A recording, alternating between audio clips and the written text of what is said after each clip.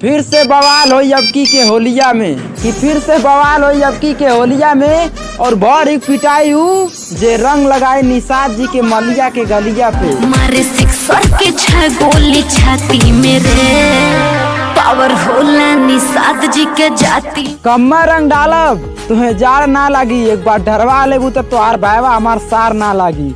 कि कम्मा रंग डालब तुम्हें जाड़ ना लागी, एक बार डरवा लेबू तो तोहार भाईवा हमार सार ना लागी।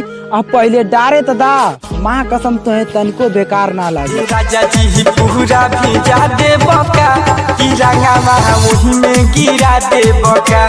चाट फुल्की छोड़ा गुजिया गुलगुला हमारे हाथे खैया कि चाउमीन बर्गर छोड़ा गुजिया गुलगुला और साथ में पपड़ियो खैया। और अब की होली अकेले में ना निषाद जी के साथे मनैया। लहे लहे रंगब रानी तोहर साला छुअम ना शरीर तोहार झूठो में झगड़ा ताड़ू कि छुअम ना शरीर तोहार झूठो में घबरा ताड़ू और ऊपर से रंग डाल के चल जाबे खाए इतना गर्मा ताड़ू।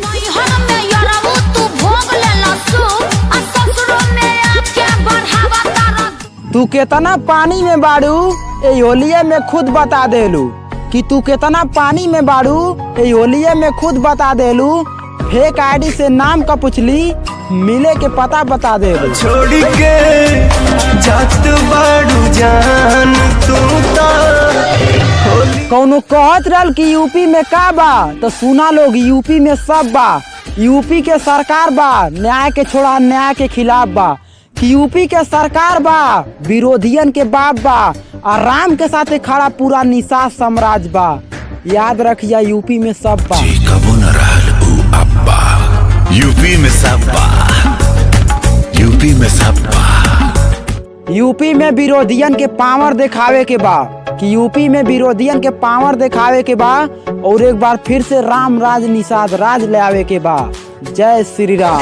और जलेगी लंका और मरेगा रावण, ना रहेगी बंजर